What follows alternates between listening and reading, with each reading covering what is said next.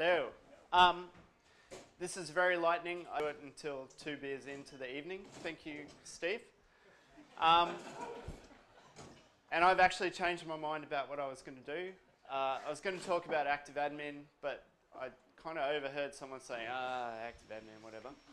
I will say one thing about active admin, and that is IT is kind of shit. So the default install of active admin is probably better than what a lot of people are actually using for their day-to-day. They're emailing Excel spreadsheets or some terrible bullshit that is like their entire life, and a migration and a gem install later, you've actually profoundly impacted their life. So I've just come up here after working for University of Melbourne, whose uptime for one of their major student system we measured in minutes. Every semester, bam, down it went. So active admin is actually really cool. But I'm actually, today, somehow I missed it. I was all excited a little while ago. Postgres 9.2 is out, and we've talked about databases, and Postgres is cool. 9.2, one of the main things it adds is a JSON data type, which is complete rubbish. It's basically a JSON validation on top of a text field, which you could do yourself.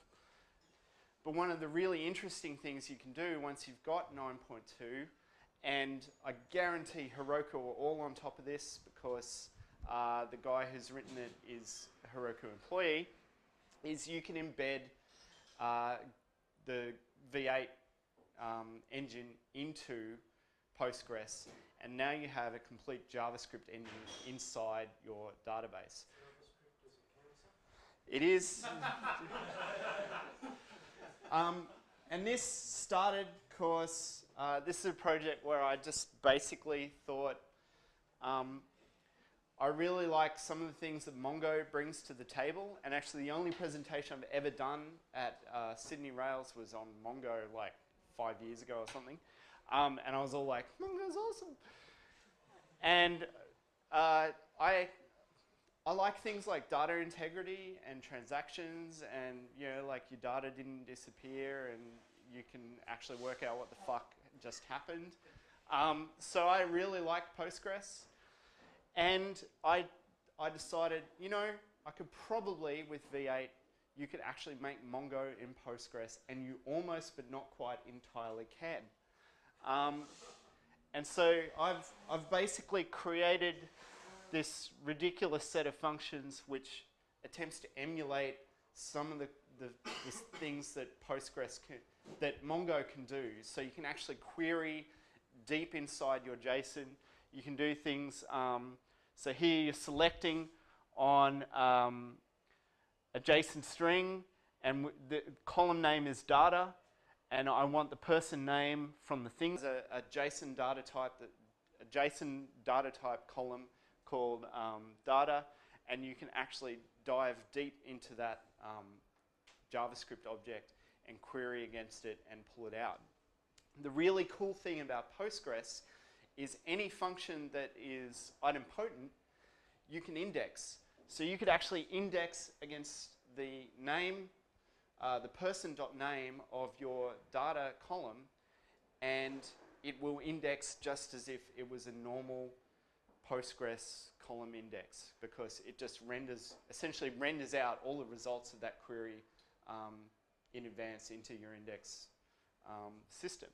So you can do it. The only thing I haven't worked out how to do is basically have it be truly polymorphic. So of course Postgres internally is typed. You need to know the type of the thing that you're querying against. So you basically just have a set of functions that are on the main JSON types that you would query. Is essentially untyped. So apart from string and integer and boolean, you're kind of done. So as sort of an advanced exercise, I decided that I would try and replicate some of Mongo's array introspection type things. So you can actually do that as well. So you can actually query against arrays. You can push into arrays. You can treat an array as a set. And the code for this is basically just a set of Postgres functions that you can install into your Postgres database. So particularly special about it, it's just JavaScript. Once you install V8, JavaScript is now a language that you can use inside Postgres. So here, JSON int, there's a bunch of stuff that's looking into JavaScript objects and parsing down into those trees. And it just returns the integer type or null, essentially. And you've kind of, it's a whole lot of copy and paste to get that working. It does dates as well. You can update into JavaScript objects, push, a bunch of different things. It's all just JavaScript that you can actually start embedding JavaScript, which means your front-end developers are now database developers. It's awesome. And that's it. That's Lightning.